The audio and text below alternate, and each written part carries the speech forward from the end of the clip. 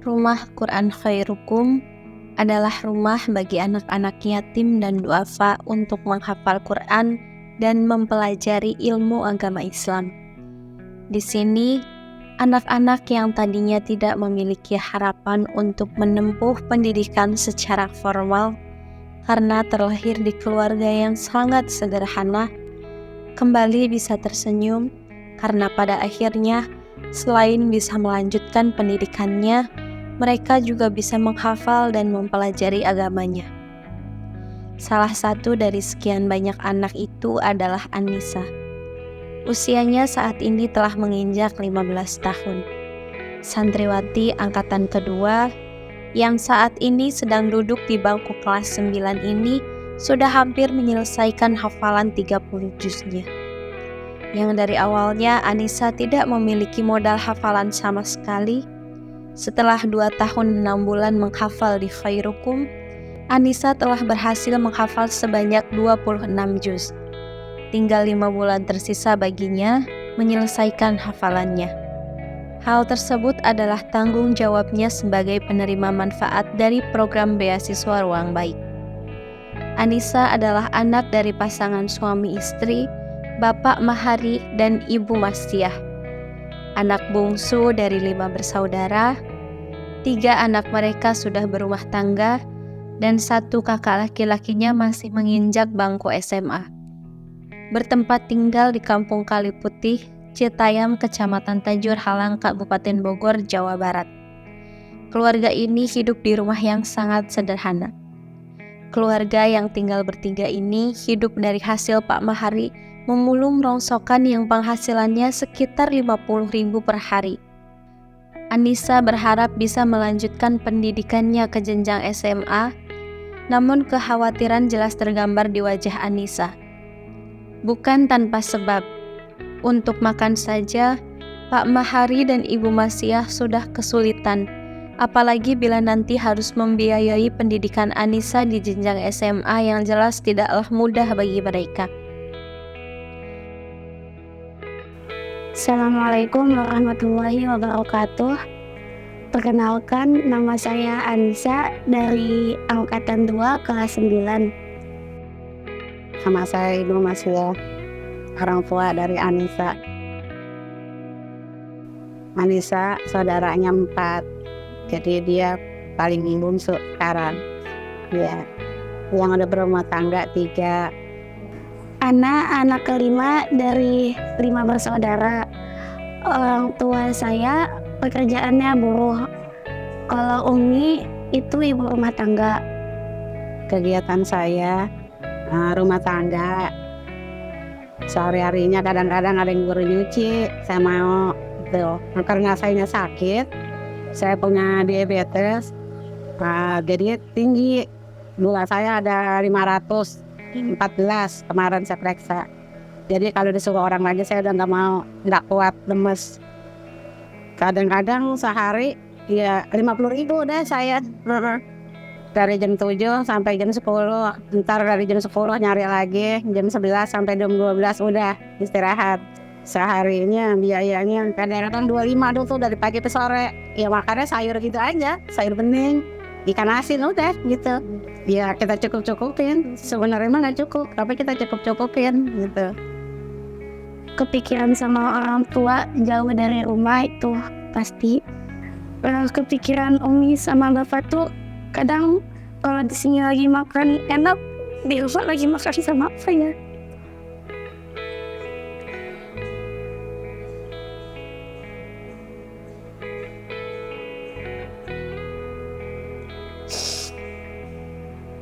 Soalnya kalau di rumah tuh Anissa melihat langsung Bapak pergi pagi itu cuman pergi pagi, pulang siang bawa rosokan, kepanasan, kadang-kadang kehujanan, nepi dulu di pinggir-pinggir rumah orang.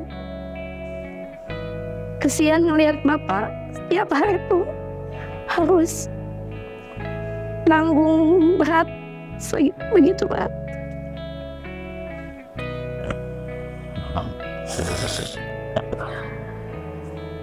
Anissa ini termasuk salah satu santriwati yang semangat menghafalnya tuh kuat gitu. Karena Anissa terus mengingat, terus termotivasi akan keluarganya, orang tuanya, dan dia pengen menjadi salah satu anak kebanggaan bapak dan umi, karena ingin menyelesaikan Ziyada 30 juz. Dan saya sering berinteraksi dengan tetehnya atau kakaknya perihal perkembangan Anissa, karena selama ini untuk komunikasi via online itu saya komunikasi dengan kakaknya, bukan orang tuanya, karena orang tuanya tidak memiliki handphone.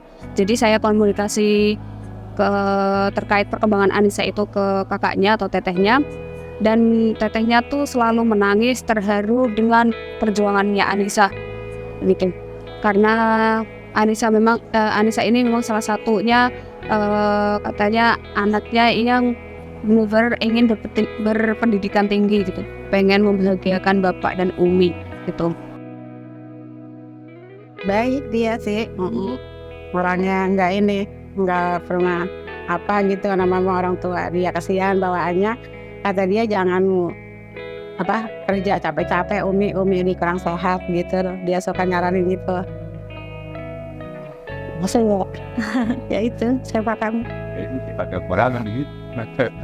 iya. Masuk sekolah belum bayar, itu satu. Kedua, Anissa juga bukan ngeluh katanya. Lalu sama temen kadang-kadang uangnya banyak buat jajan, sedangkan Anissa mah kadang-kadang 50.000 seminggu. Itu aja. Itu aja yang saya sedih, Bu. Yang anak saya belum bayar sekolah, itu aja saya sedihnya. Usaha keluarga saya gitu. Tuh.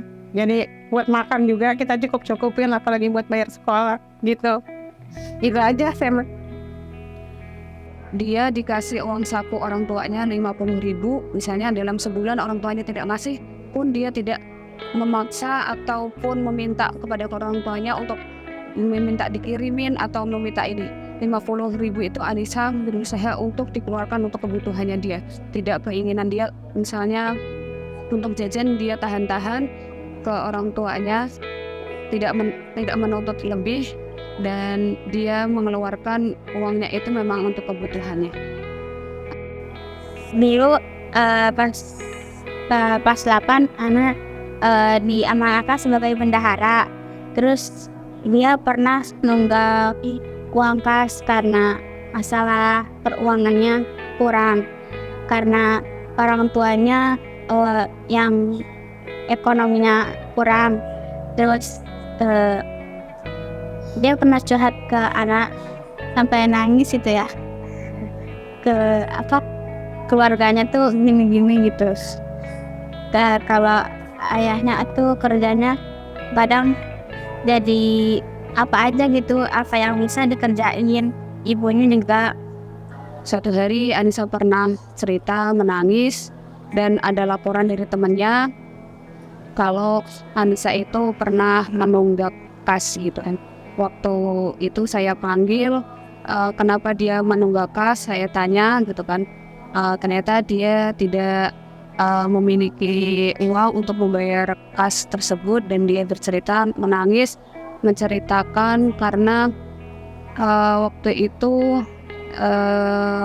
orang tuanya, terutama bapaknya, pernah mengumpulkan barang bekas, dan lewat di depan pondok pesantren ada salah satu temannya Anissa melihat dan bercerita ke Anissa, dan dari situ Anissa nangis, merasa teringat kepada perjuangan orang tuanya, terutama bapaknya gitu kan. Bangga banget sama bapak sama umi yang udah berhasil didik Anissa sampai saat ini.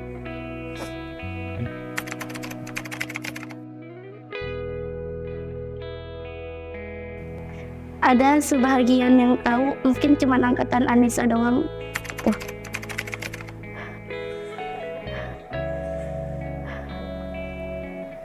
Respon teman-teman sih nyemangatin Anissa.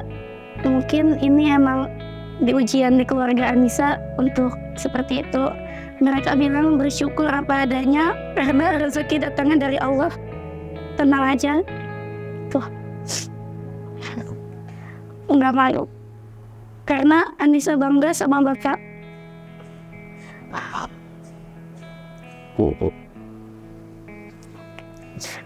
Walaupun jadi pemulung, tapi Anissa nggak malu punya bapak pemulung. Anissa bangga. Kalau cita-cita Anissa ingin menjadi ustazah sama motivator untuk membanggakan kedua orang tua dan mengangkat derajatnya juga. Terus Anissa ini dia kalau kalau merasa sakit gitu, dia tahan, tidak mau menceritakan ke siapapun gitu kan.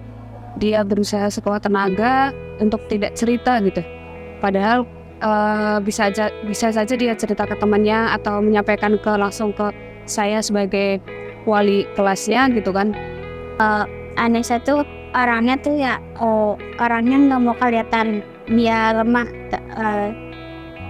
Dulu dia pernah sakit, tapi dia tuh ditahan gitu, terus disuruh pulang kan, tapi dianya nggak mau. Anissa nggak mau orang tuanya tahu kalau misalnya dia tuh sakit. Pokoknya pengen kelihatan kuat gitu, nggak mau kelihatan orang tuh lemah gitu. Perasaan saya girang banget, saya nggak nyangka sama sekali anak saya bisa begitu namanya sampai setinggi itu gitu. Saya benar-benar nggak nyangka, sedangkan biayanya saya nggak sampai ini gitu, timbang seadanya gitu. Girang banget saya. Untuk Bapak sama Umi, terima kasih banyak udah mendidik Anissa, udah merawat Anissa dari kecil. Terima kasih udah nyekolahin Anissa. Terima kasih banyak atas segala waktu dan kasih sayangnya. Anissa berjuang di sini menghafal Al-Quran untuk membanggakan Umi, untuk membukakan pintu surga untuk Bapak dan Umi juga. Doain Anissa, semoga Anissa bisa mungkin 30 juz di sini. Terima kasih banyak Bapak sama Umi.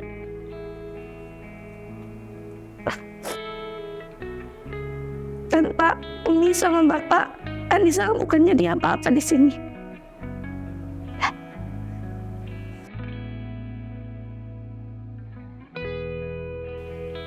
Ya, harapan saya si Anissa biar pintar, biar masa depan dia nggak punya sukses. Itu harapan saya. Dia sebagai anak saya yang paling busuk, dia namanya kuat, namanya jalanin itu biar dia menjadi orang yang sukses. Harapan saya itu aja. Harapan saya kepada Anissa, semoga Anissa tidak putus semangat. Dengan Anissa yang bersemangat ingin melanjutkan sekolahnya SMA dan juga berkeinginan juga untuk kuliah. Semoga Anissa tetap semangat untuk belajar, semangat untuk membahagiakan Umi Bapak, semangat untuk ke jenjang berikutnya. Saya doakan untuk Anissa, semoga Anissa menjadi anak solehah kebanggaan Umi Bapak, dan semoga Anissa menjadi anak yang sukses. Berharap kedepannya semoga Anissa lebih baik lagi,